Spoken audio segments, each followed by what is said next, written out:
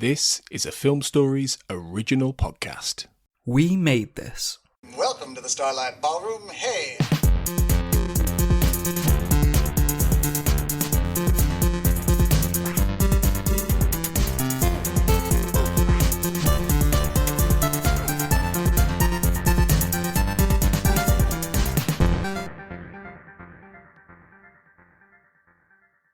Hello and welcome to Shipwrecked and Comatose, the podcast about Red Dwarf here on the We Made This podcast network.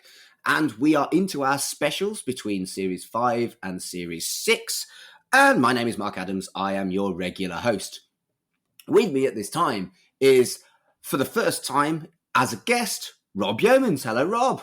Hello, Mark. How the devil are you? I'm really well. It's nice to have you on Shipwrecked and Comatose. It's been a while since we've podcasted together, actually. Yeah, it's a pleasure to be here, and it's lovely to chat to you again. It feels like it's been almost a lifetime since we last had a chat.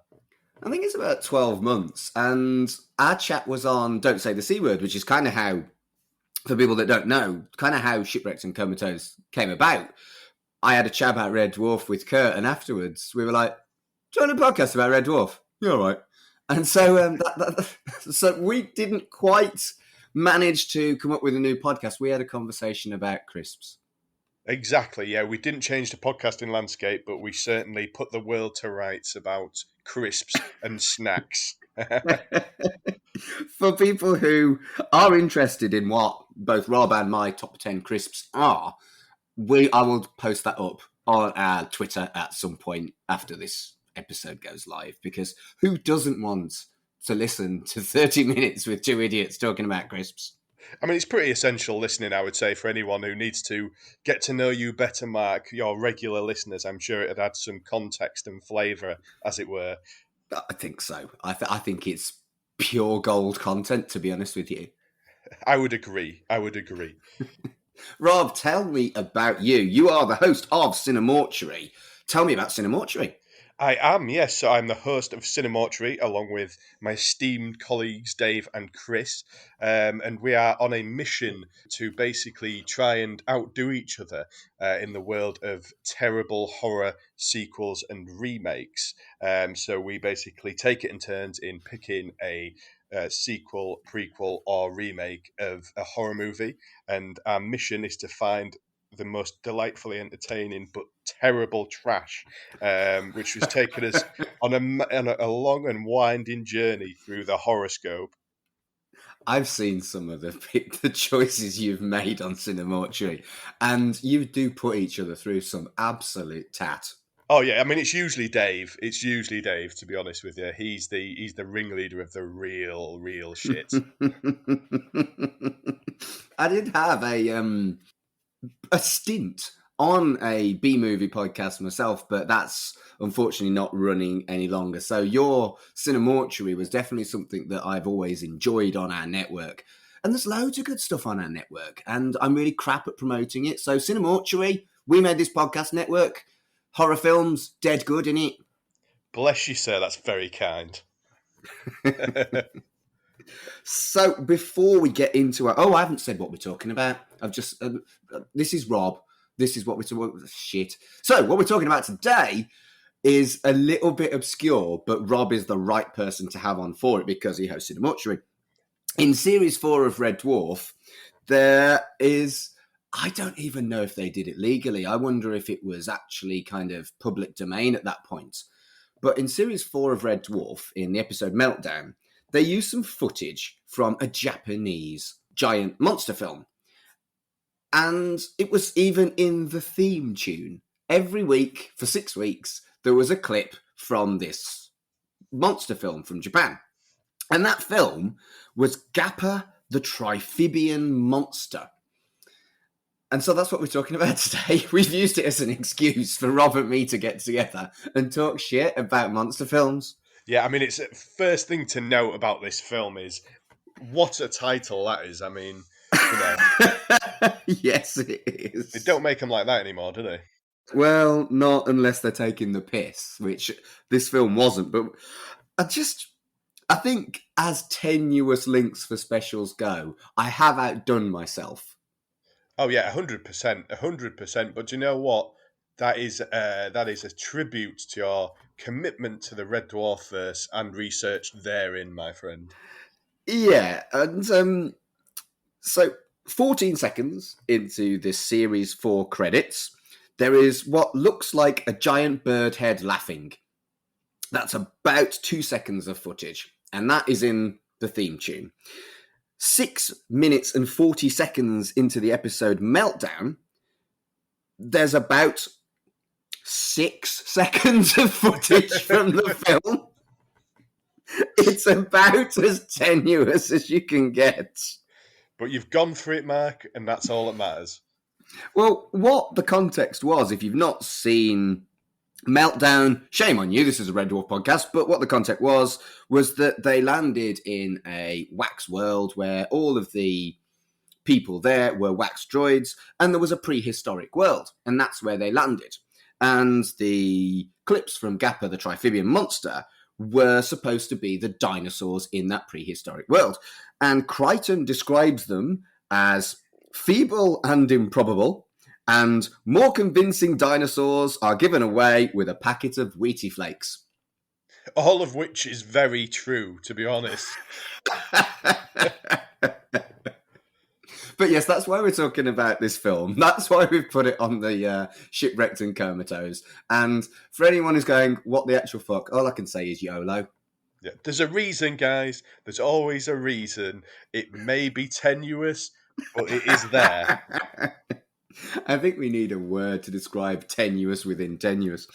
But anyway, before we start talking about Gappa, the Triphibian monster, you do have to go through your officer's exam, Rob.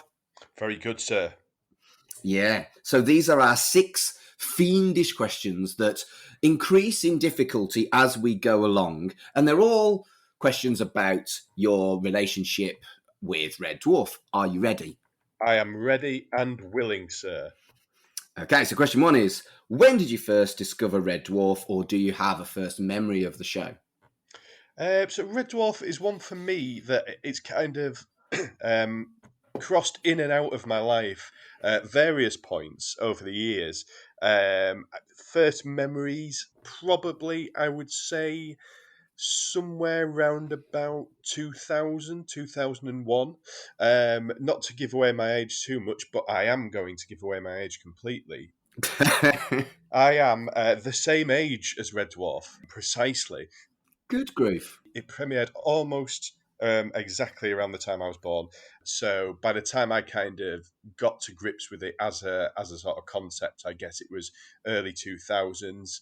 And then I had a pretty decent revisit of it when the series came back. Well, was it 7 years ago? I don't know. How long ago was it when it came back now? I think it was longer than that. I mean, it depends if you're talking about the really quite bad Back to Earth or the stuff that I haven't watched. Right. Okay. I mean, I'm gonna have a little scooch now, and I'll tell you when the rewatch took place.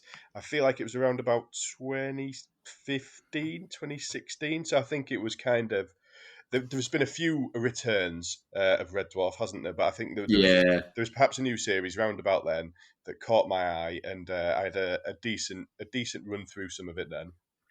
So I've actually been banned from watching the stuff that's been made by Dave because we want me to go in with a fresh look when we look at the Dave stuff. But as I've done this podcast, because I really fucking love Red Dwarf, I'm like quite resentful of that. So you've seen more Red Dwarf than I have. Well, I don't know about that, sir. I think that would be pushing it. But I've seen. Well, you've seen more episodes. You may not have watched them as many times, but you've seen more episodes of Red Dwarf than I have. But you've got such wonderful stuff to come, I'm sure. I've been told that there's some wonderful stuff to come. Yes, yeah, it's a little bit hit and miss, the newer stuff, I think. I mean, it was very miss with Down to Earth, which I did watch. I'm not looking forward to covering that, but I am looking forward to covering the stuff we haven't seen. Sure. Anyway, have you found the facts? Your date when you last watched Red Dwarf? Yes, I am just trying to figure it out now because it was between one or two of these series. I think I'm gonna go with I think it was about I'm going to say 2015. Committing to 2015 was when Okay. I tripped back into it. And are you fond of it as a series, would you say? I am. It is. It's not. It's not something I've ever watched religiously, but I do admire its quintessential Britishness in its sort of unique take on science fiction. It's very whimsical and it's very fun and it's very easy to watch. So I do admire it. Mm. Okay, well, question 2 is, what's your favourite episode? Have you watched enough to have one? Um, If you can describe it, I'll probably be able to tell you what it is if it's in the first 6 series. It was in the first 6 series. I think it was in series 4, which is one I've got the sort of the most attachment to out of the stuff I've watched so far, which is why I kind of knew the reference for Meltdown, because that's an episode that I've seen before. I'm just looking at that series now. White Hole. I think White Hole's one of my favourites from that The one series. where Holly becomes super intelligent. Exactly. Yeah. Right. That was good fun. That sort of jumps out at me. But that entire series, I think, is amongst the best. It's, in my opinion, anyway. It's right up there. Well, you've actually accidentally answered question 3, which is, what is your favourite season? Oh, season 4. All right. What's your favourite character? That's question number 4. My favourite character. I mean, that's quite a tough question because they all have their things that I enjoy about them. But I'm gonna have to say I know it's probably the obvious answer, but I am a Rimmer guy. Chris Barry is outstanding throughout most of the series, even the sort of very wibbly wobbly newer stuff that I've seen. He is consistently very entertaining. Rimmer has got a lot of love on this podcast, and I think he is ahead. I think he's had the most favourite characters so far. I can see why. Question 5 is, what's your favourite moment in the entire run? Have you got a favourite clip or scene or joke? Oh my goodness! Now you are putting me on the spot. I did say they get progressively harder. Favorite Red Dwarf moment? Goodness me. God. I don't know. I can remember a moment with Rimmer and Death, and I can remember was there a talking toaster once? There was. Yeah, I think the talking toaster stands out to me. So I'll probably go with the talking toaster. Yeah, because he was pretty obnoxious and Yeah, exactly. always wanted to cook you a bready product. Yeah, exactly. Yeah, the talking and it's also, I think, very, again, quintessentially British, but also quintessentially slightly strange Red Dwarf type behaviour. So your 6th question is the most difficult. Are you ready for it? Oh my God, I don't know if I am, but hit me. Would you like some toast? Always.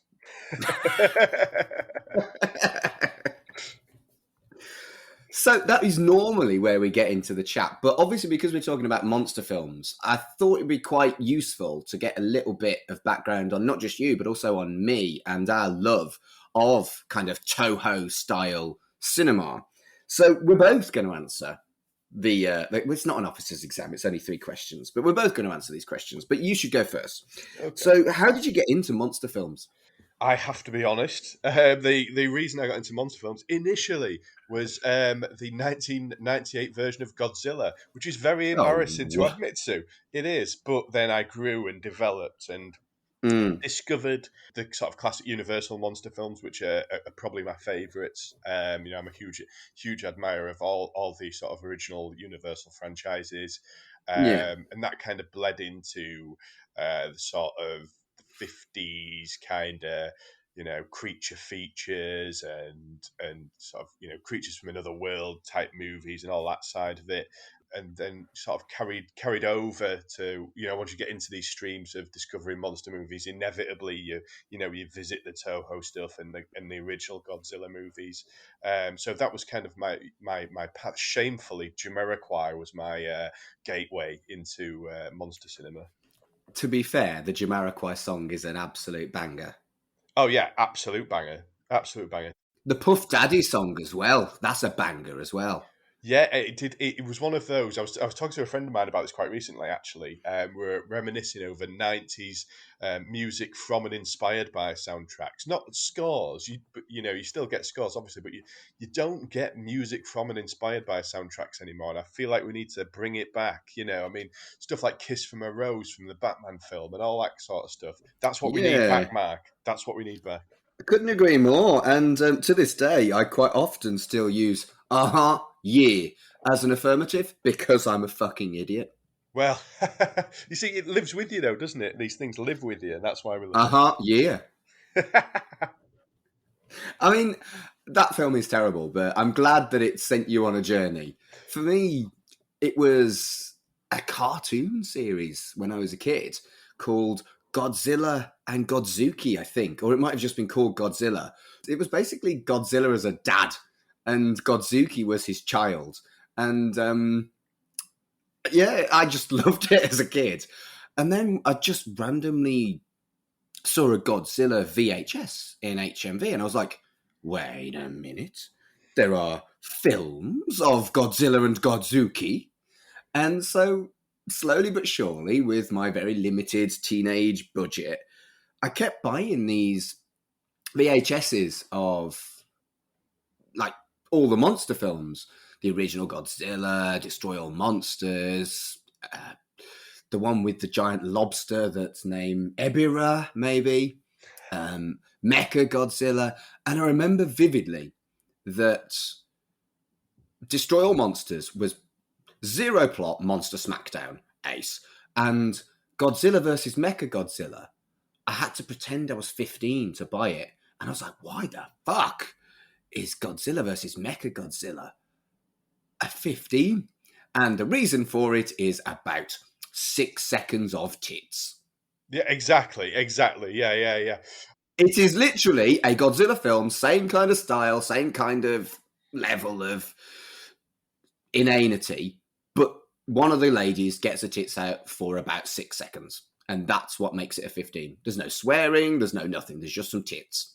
Yeah, and I think that's one of the things I love about these films in general is that something so innocuous as that lifts the certification up in such a way, because for the most part, these kind of movies are very innocent and very whimsical and they're just fun, and a lot of them do take themselves a little bit seriously, but that's kind of part of the fun, but then others don't.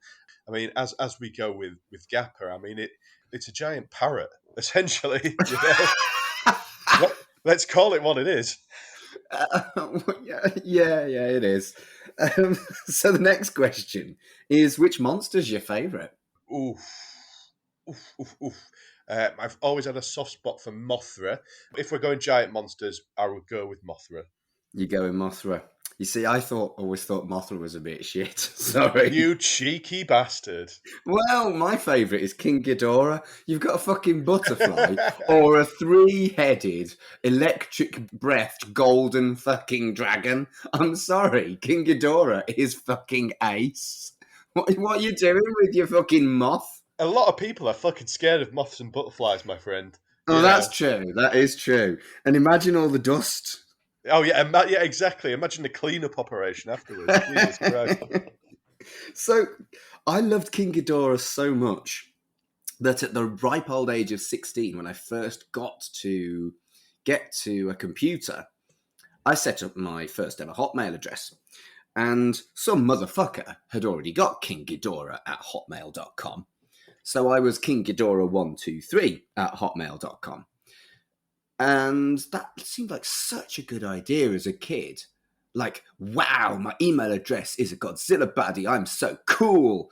When you're 42 and half of your IDs on everything are King Ghidorah123, suddenly you look a bit of a twat. Yeah, but you kind of just got to own your geekiness sometimes, haven't you? And just say, fuck it, do you know what? I am what I am. You used to be able to type in King Ghidorah123, no spaces, into Google, and you would get pages and pages of me and profiles on various things. Slowly but surely, I've kind of moved away from that. But if you do, you get my current YouTube channel, my Pinterest I never used, and a 20-year-old RPG game contact list that has my fucking address from when I was 24 on it. Good God, really? The world was... Yep. GDPR was a different thing back then, you know. It It didn't really exist. was. Yeah, so I'm old enough to have done like play-by-email games, which just hardly exist anymore. And it was a random thing from that someone must have paid for a forever license for, because it's not gone down. And it's got my address from when I just finished university. I mean, Jesus. shit. Yeah, I mean, can you imagine that kind of info like being readily available online now? I mean, I know yours is there still, but imagine if that was the culture still. It would be wild. I mean, I don't think I care. At the end of the day, I haven't lived there in nearly 20 years. So, you know. You're pretty safe, you would have thought. You're pretty safe. I've had 4 addresses since then. And what are they, Mark? Just out of interest, what are the last? Oh, right, okay. So 69 Acacia Avenue. No. You've thrown me off now. No, question 3. What's your favourite film? What's your favourite monster film? Giant monster film. Your favourite Toho style film? I mean, that is a tough question. Is it Godzilla from 2001? Negatory. No, it's not. Obviously, as a Mothra fan, that you've just nailed me for there. I quite like Mothra versus Godzilla from '64. Mm. I quite like the Ghidorah. Your pick, Ghidorah, the 3-headed monster, again from '64. Another classic. Wonderful film. Yeah, another classic. I quite like a couple of the sort of slightly naff 80s run. Stuff like The Return of Godzilla is always good fun to watch. So, yeah, they're the ones that kind of jump out. For me, I think I didn't look at what year it came out because that would have involved effort. But for me, it is the original Destroy All Monsters. There is zero plot. They just get all the suits from all the old films that they've done. They put them on an island and they have a rumble. And what is not to love about that? No, not. There is nothing not to love about that. That's the only time I've ever seen a monster called Anguilas. I couldn't work out where he'd come from, what film he'd been in. But he's basically a giant hedgehog. Yeah, that's right. I mean, that's the thing about Toho films is basically at some point throughout their history of making these cinematic masterpieces, they've pretty much turned every animal you can imagine into some kind of giant version of itself by now. I still think hedgehog is pushing it. Yeah, I mean, that's right up there. That's God tier. I mean, to be fair, giant hedgehog versus giant moth, my money would go on the hedgehog. Well, of course. I mean, it's got those hedgehog spikes, hasn't it, as defense mechanism? Exactly. I mean, good. Right, I think that's enough of that. Should we actually have a chat about Gappa the Triphibian monster?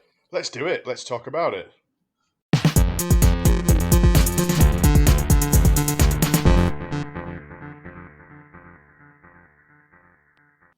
So, Gappa the Triphibian monster was released in Japan in 1967, and it never got a cinematic release in the US or the UK. It was converted to a TV movie and dubbed in the US and renamed Gappa Monster from a Prehistoric Planet. And I didn't have the willpower to watch both versions. So we decided between us, Rob and I, that we would watch Gappa Monster from a Prehistoric Planet because we thought the dub might be funny. Yeah, and it did not disappoint, if I'm honest with you. Oh no, the dub was shite. But the thing is, all dubs are shite. Yeah, but if you're gonna dub a film, then you need to make it hilariously shite. Otherwise, there's no point. Yeah, I agree. So I am going to give the shortest of synopsises that I wrote as I was watching it. A group of Japanese reporters find a baby monster on a remote island. They capture him and take him back to Japan to become an attraction. The baby's parents head to Japan for revenge and to find their baby, and they smash shit up. The military attack them, but fail miserably. The only way to save the world, well, Japan, is to return the baby, and then mum, dad, and baby head off peacefully. Do you feel like I've missed anything with the plot of that film? No, I feel like you've summed that up perfectly. Absolutely perfectly. I mean, the thing I loved most about this film as an overarching is it's basically, like you say, a group of guys do a bad thing. They take the Gappa's child back to Japan, and the Gappa are pissed off about this, so want the child back. And there's like sections throughout this film where one of the tribal children from the island who seems to get tagged along throughout this process, who was horrendously blacked up in the. Oh, I was going to talk about the blacking up I in mean, more detail, but yeah, it's just the worst. But they yeah, also, you're right, they kidnapped the boy as well as the yeah. Gappa baby. Yeah, they kidnap the boy, and the boy basically incrementally throughout the film says, "Guys, do you know what? Really, like the way to stop this is probably just to give him the baby back and let him go." And like, no, we got to do something sciencey. No, we don't need to do that. And then 10 minutes later, the kid will be like, "Guys, like I know I've mentioned this, but I just think you should give him the baby back." And they're like, "No, small child, you go over there." You know, and this kind of punctuates pretty much all the way through the film until right at the end they go, "Do you know what? I've had a great idea. Let's just give him the baby back." And the kid's like, "I fucking told you so many times." It's just, I mean, they're supposed to be educated people. These are journalists and scientists, and it's so obvious. It's so obvious. Give them the baby back, they'll be fine. And they get an hour and a half out of this, and that is a limited plot to get an hour and a half of footage out of. Oh, fuck yeah, absolutely. I mean, commitment to draining the well, I would say, on the plot front. Yeah. How did you watch this? I watched it on YouTube. I watched it on my Fire Stick, on the telly, on YouTube yesterday afternoon. How did you watch this, Mark? Did you do that as well? Well, yes, I assume it's public domain because the one I've watched has been on YouTube for 9 years. So you'd think if they gave a shit, they'd have took it down by now. So what I'm going to do is I'm going to share that link on our socials for people to watch Gappa as well. But there is a USA Blu-ray release from last year, which I did consider buying, but then it was £20.76 on Amazon, and I was like, nah, I'll watch it on YouTube. Yeah, exactly. And I can't imagine any copyright holder is going to hunt you down for sharing Gappa the Triphibian monster anytime soon. I think maybe they have slightly higher priorities, so I think you're safe, Mark, on that one. And if it is a public domain film, which I think it must be if it was used in Red Dwarf, Yeah. then they can't stop you from watching it like that. No, you're just sharing the love. You're sharing the love is what you're doing. Yeah. You can't take down Le Voyage dans la Lune from YouTube, so you probably can't take down Gappa the Triphibian monster. Yeah, no, it's 100%. It is public domain. It has to be. But like you see various different versions of, I don't know, Pick a Book by Charles Dickens, Pickwick Papers. It's the same. 5 companies could potentially release a DVD of Gappa the Triphibian monster. 5 companies probably shouldn't, but they could. Yeah, no, exactly. And I mean, the most famous example of this is obviously George Romero's Night of the Living Dead, where nobody ever signed that bit of paper to secure all the copyrights to it. And so as a result, I can release a version of Night of the Living Dead if I see fit, which is, I mean, if you think about it, shocking. You know, for a film that was released in 1968 and has been abused for the last 20, 30 years by anybody who fancies making a quick buck. And poor Romero never saw a dime out of that film, barely. Extraordinary. But, yeah, he made some money from the sequels, though. Hopefully. Oh, yeah. I mean, he made it back with the sequels. Bless him. Thank God, eh? Otherwise, imagine if that was his only successful film and that happened to it. It's a hell of a film. Yeah. It really is.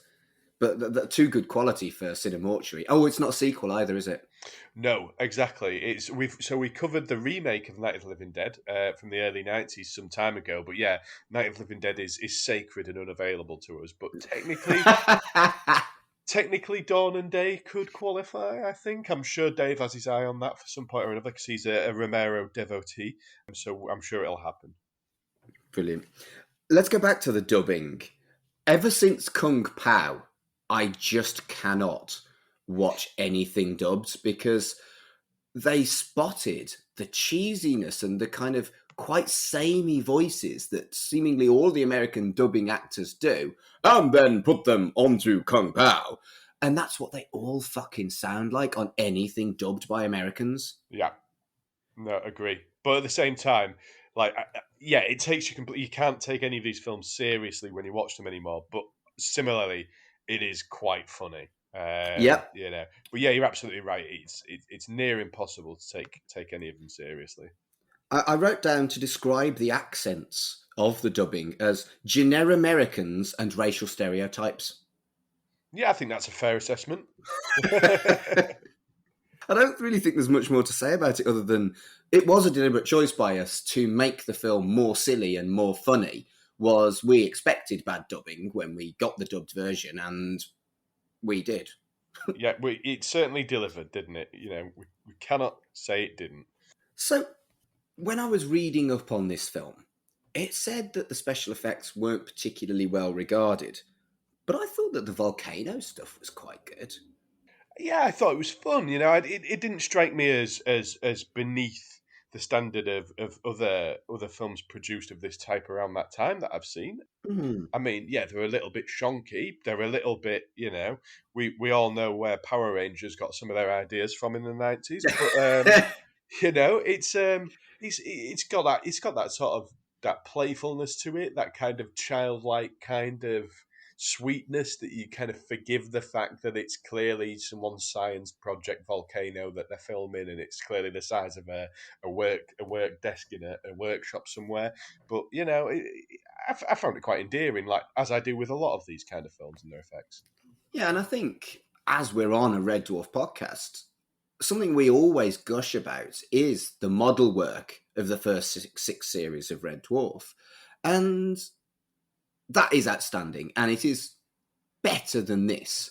But for 1967, Yeah, the model work in this, I don't see where you could say it was anything other than good quality. yeah, it was perfectly acceptable, I think, for the time. It was fun, you know.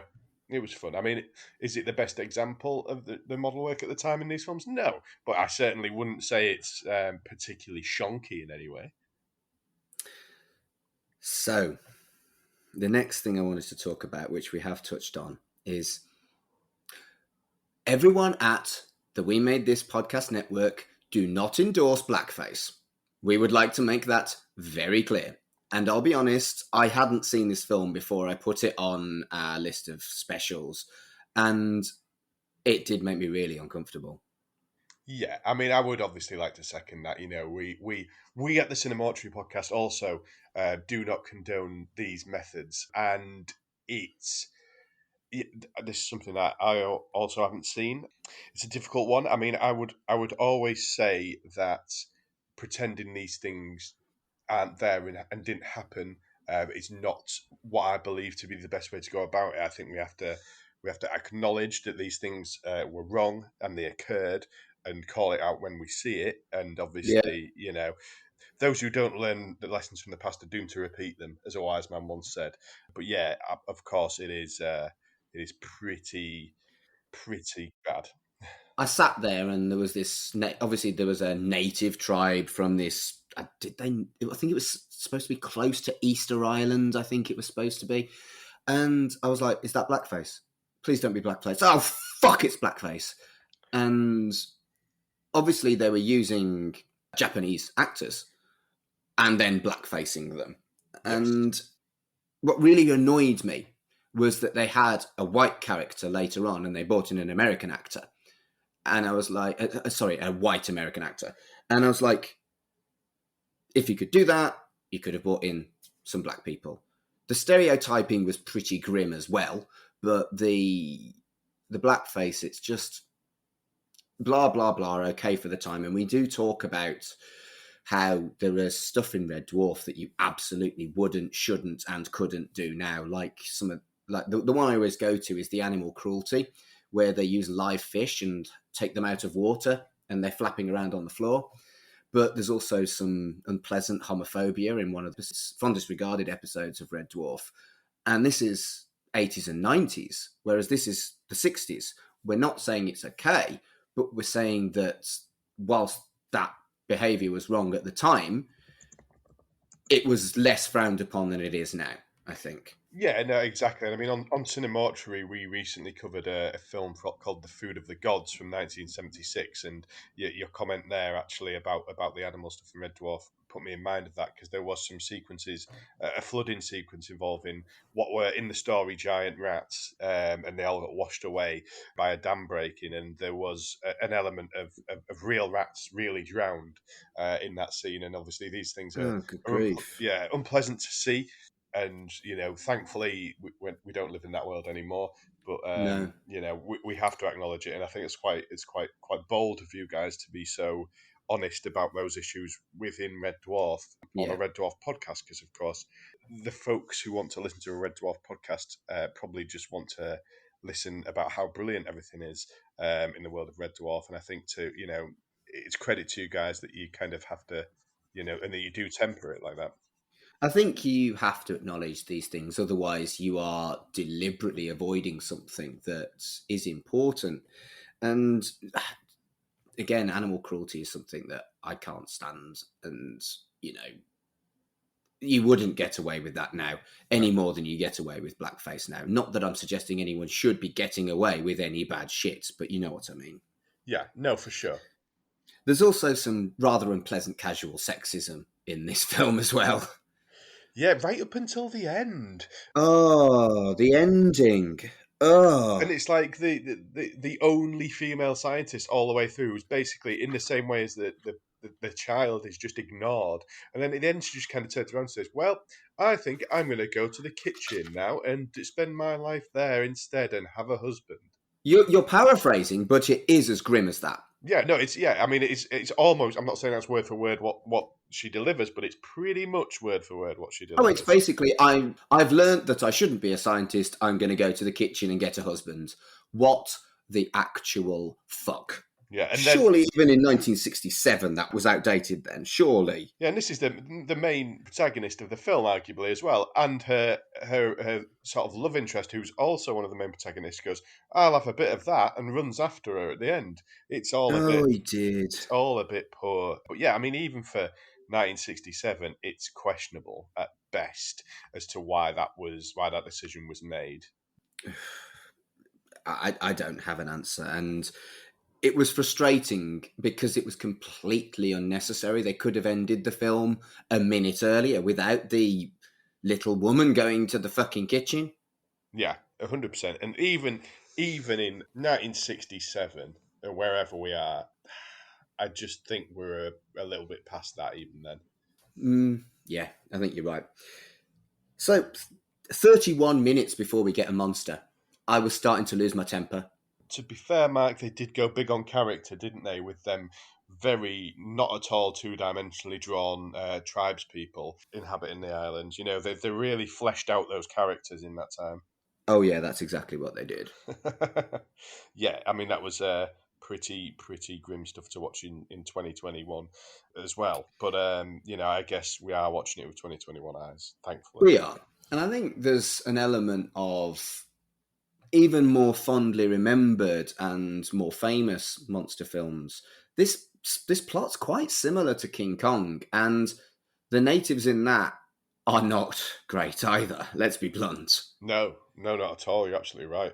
It's a product of its time and genre, unfortunately. And the problem, my guess is, and I think King Kong's a great example, and I'm glad you outlined it, is that when any film is successful on the scale of, let's say, King Kong, it creates imitators. We've seen this throughout cinema. Halloween was a very successful slasher film. Look at all the slasher films that followed in the 80s.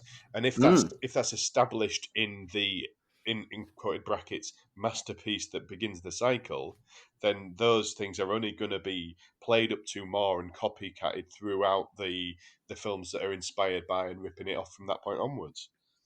Yeah, and I don't remember it being any nicer in King Kong than it was in this. It was, I get it, it was more kind of for plot than anything, but it was still just icky. Yeah, for sure. Icky's the word. It's uncomfortable viewing for sure, and it's just unfortunate, but that's the way that the genre kind of went about itself. Then, unfortunately, these things were just par for the course. Yeah, yeah. I think that's probably accurate, and I don't think anyone with half a brain rewatching these things now will do anything other than go, oh, fuck's sake, blackface. Oh, fuck's sake, racial stereotypes. Oh, fuck's sake, bad dubbing. I don't think anyone will go into it thinking this is a great film. They'll go into it for the fun and the retroness and the campery, I think. Yeah, no, absolutely. And I think these films, they don't find mainstream audience or considered to be classics in any sense for a reason. And these things are that reason. They are relegated to the dustbin of history in a lot of ways for exactly these kind of things. Mm, mm. I think we're going to move on. Bad stuff is bad, okay? Yeah, exactly. Amen. So remind me how you described the Gappas.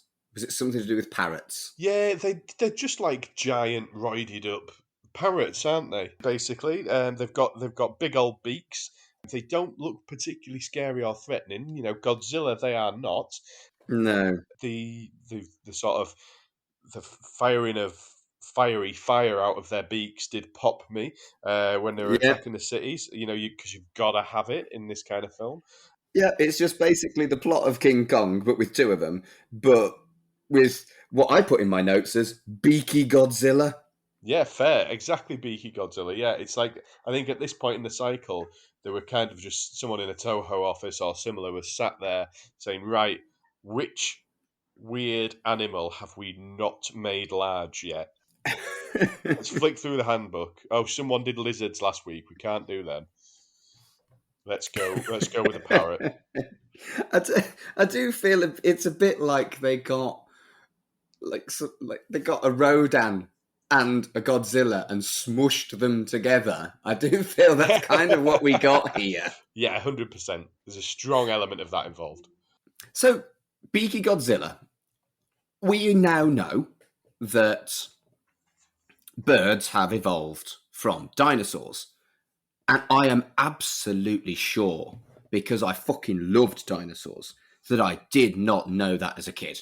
No, I mean, I didn't know that as a kid either. And to be honest with you, that's something I've only found out fairly recently. I mean, Yeah. within the last 10 years. So I guess, props to Gappa for correctly researching the lineage of dinosaurs. Maybe Yeah. T-Rexes really did actually have beaks and looked a bit like this dude with his little weird mohawk. And they called them bird lizards, which I think is fucking fascinating because for me, until maybe I was 30, there was no association with birds and dinosaurs. So this bird lizards thing, I actually looked this up, and it turns out it became more public knowledge of the feathers with dinosaurs and the kind of evolution of dinosaurs to birds with a study of a dinosaur called Archaeopteryx in the 1970s. Right. Now, I remember Archaeopteryx being the flying dinosaur that had feathers. Sure. I do remember that. And I grew up in the 80s. There was no Archaeopteryx is the link between the dinosaurs and birds as a kind of progression. So, yeah, this was either predicting or they got some serious fucking knowledge that the public didn't generally have. Yeah, I mean, it feels like it might be accidental. I mean, I've just been doing a little bit of research here while you've been chatting. The director of this film was a chap called Hiroshi Noguchi, who in a 10-year period directed 37 films. Bloody hell.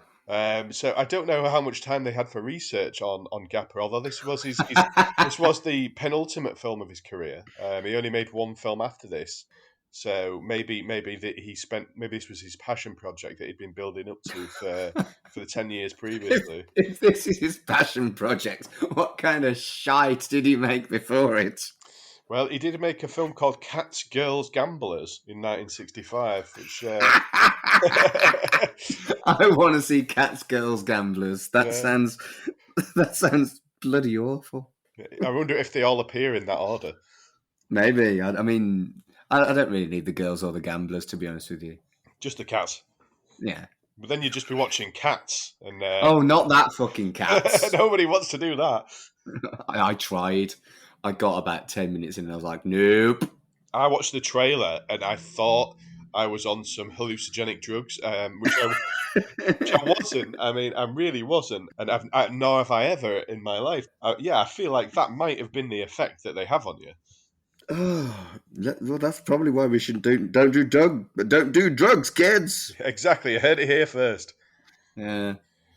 So, we've talked briefly about animal cruelty already, but when they were electrocuting the baby Gappa, I was like, oh, I don't like it. I know that it was a shit puppet, really, but it looked genuinely quite sad. Oh, come on, Mark. To quote Brian Connolly from the 90s, it's only a puppet. It'll be fine. There's a 90s TV deep cut for you. Yeah, no, I know what you mean, though. I think it's the implication of the fact that it is an animal in the narrative. But it's not just an animal, it's a baby animal. Yeah. Yeah. And, didn't like that very much. I keep saying that things I didn't like. I really did quite enjoy this film. How about you? Do you know what? I quite enjoyed it as well. It got a little bit repetitious through the middle, and it kind of did, to say the least. And I sort of waned a little bit in the middle. I think I made a cup of tea. And you missed nothing? I missed nothing, yeah. But generally, it was good fun. You know, I quite liked the... I always quite like a sort of naff sort of 50s, 60s style exploding volcano that's a model. So that was popcorns for me straight away. But yeah, I thought it was fun. So once it got going, it really was just monster action and explosions all the way. It was about 45 minutes in maybe, where you started to get the monster action, but it was kind of relentless monster action after that. Oh yeah, 100%. Yeah, 100%. It's like they got sort of a third of the way through the shoot, maybe halfway through the shoot, and they thought, right, fuck it, let's trash everything. Yeah, and, it's kind of heartwarming that mum and dad go to try and find baby and nothing gets in their way. They just smash it or shoot electro breath at it or whatever. No, exactly. So we finally get to 1 hour and 17 minutes in, and that is where we see the footage that is in Red Dwarf. Not that you were counting down the moments until you got your Gappa action. Well, I was like, where the fuck is this clip? And there was only like 20 minutes left in the film. I was like, shit, is it like wasn't actually in this film? It's something that they cut out of this film or something. 1 hour and 17 minutes in, we get the stuff that was on Red Dwarf. Yeah. It's a long wait for to get your 5 seconds of Red Dwarf reference for this episode in, but you got there in the end, Mark, and that's all that really matters. Something I was kind of expecting and didn't see. There's zero monster versus monster. Yes, well, it's not that kind of film, is it? It's not monster versus monster action. It's monster versus knobhead scientists, and let's not forget the guy who runs Playgirl magazine or whatever it's called. Brilliant. That felt a little bit like lawsuit bait, I have to say. It was very close to the title of a famous real life magazine. Yes, but I guess because it was Japanese, they could get away with it. I don't know. Yeah, different time, 1967. No one cared about copyright. Fuck it. Let's just call it what we want. Yeah. And I did have a look. I couldn't see a sequel. So I don't think we've ever had Gappa versus anybody. No, I think unbelievably this masterpiece doesn't seem to have spawned a franchise. Let's get it rebooted. Let's get fucking Bryan Cranston in it and get it rebooted. I mean, there's the one original element in it is the mummy and daddy go and save baby as opposed to just one monster. It's kind of like a tag team kind of smashing up Tokyo. and they're working together. That's quite... I don't think I've seen that in any of the other films I've seen. So that's the one original element of it. But there is precious little originality in this film. Yeah, I don't think that's an unfair criticism to make, Mark, to be honest. I think you've been very gentle there. It is. We've seen every frame of it about 50 times before, but it was good fun. It was good fun. I think so.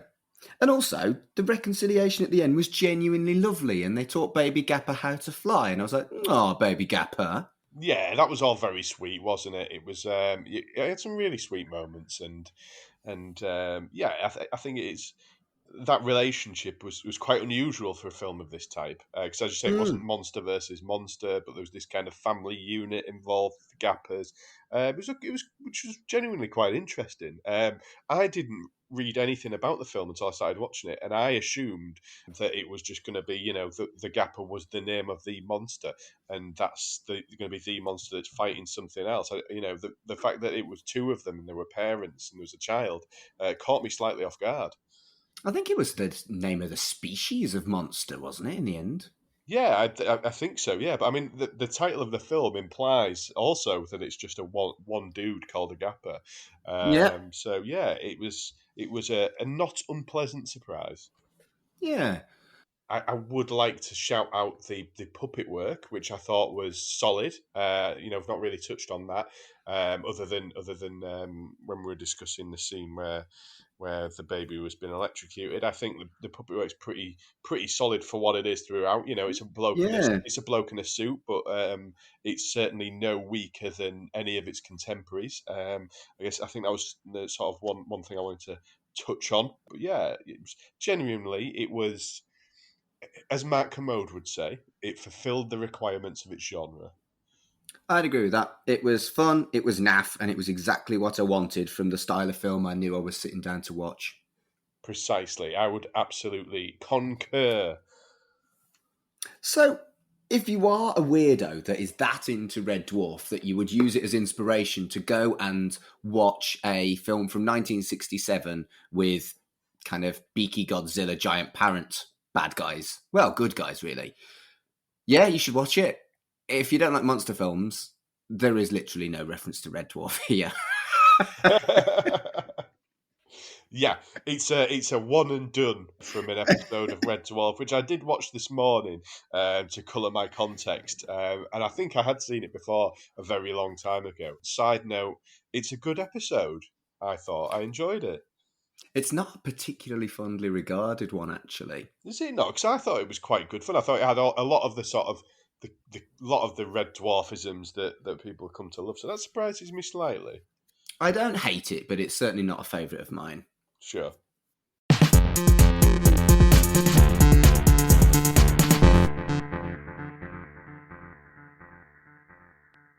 Rob, it's been an absolute pleasure having a chat about a dumb film with you. Likewise. It's almost like, we've both presented podcasts about dumb films in the past, and you still do. Yeah, exactly. It's almost like we've been here before.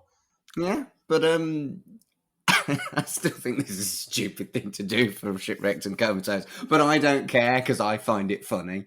So, Rob, where can people find you on the internet? Shill your shit.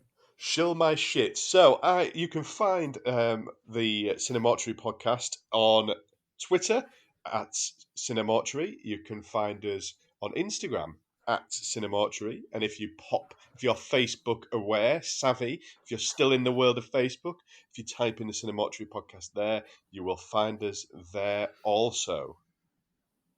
I'm all over the We Made This Podcast network, and I talk about it all the time on this podcast at this segment of the show. But if you do like me talking about weird and wonderful horror films and bad sci-fi and that sort of thing, the podcast isn't going anymore, but it is still available on all your Spotify's and Apple. Have a look for Super Tap Film Club for lots of me talking about dumb films. So thank you very much for joining us for this indulgent episode of Shipwrecked and Comatose. Thank you for joining us, Rob. Thank you for having me, Mark. It's been fun, mate. And until next time, giant, big-beaked, bloody parrot.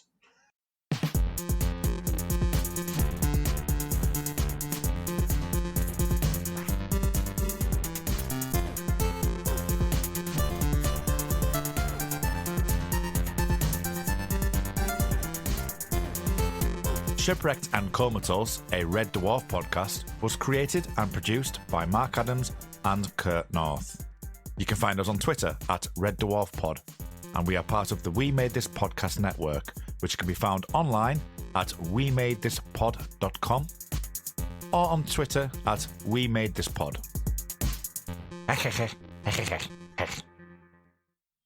Hello everyone, this is Tony, Network Chief of We Made This. As you know, our podcast network brings together a brilliant assortment of talent who talk about all kinds of pop culture content, such as the episode you just listened to. We're not going anywhere, but we'd love to keep the lights on for even longer if you're able to support our network on Patreon. For just £2 a month, you get your name in lights and the satisfaction of knowing you're helping us produce more great audio. And for £3 a month, you'll get your name in lights, but you'll also get access to an exclusive bi-monthly podcast from the We Made This talent pool on podcasting, pop culture, and, well, you tell us. We'll take your suggestions. For less than the price of a coffee per month, you can help keep We Made This going. Just head to patreon.com/We Made This. That's patreon.com/We Made This. And get the ball rolling. Elsewhere on We Made This. Chucky Vision. That's the biggest difference, I think, between all the other franchises, is that they all start, the first Nightmare on Elm Street is Wes Craven's idea. The first Halloween is John Carpenter's vision. Yeah. Whereas Child's Play starts off this studio film almost. And then as it goes on, they give more and more free reign to the creator, and it becomes its own thing. Yeah, and I think that's more likely what we'll see with the Chucky TV series, which is basically the reason why we started doing this podcast. Observing the Pattern, a fringe podcast. I think the complete opposite to seeing yourself represented would be to see yourself overrepresented and just have it lashed into your face that there's a disabled person on the screen. Do you know what I mean? Yeah. It's, oh, look, this person's gay. We're going to tell you that he's gay every time he's on the screen. That's not okay. Just let them be there, man. That's how it is in real life. They're just there. Yeah. And I think she plays it very well.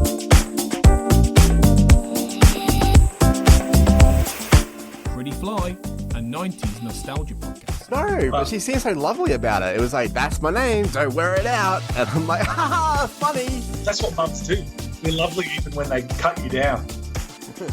Like even with I'm not angry, I'm disappointed type thing, I need to go have a serious talk with I don't know. I've never met Mrs. Nicholson, so it might be worth exploring that. Hey, Mum, in the mid-90s, were you sick of my shit? Did you hate me? She told me that she loved me, but apparently you fucking hated me, Mum, because you said, that's my name, don't wear it out. And you said it so nicely that I thought it was fine. But you lied to me. Check out all of these shows and more on the We Made This podcast network.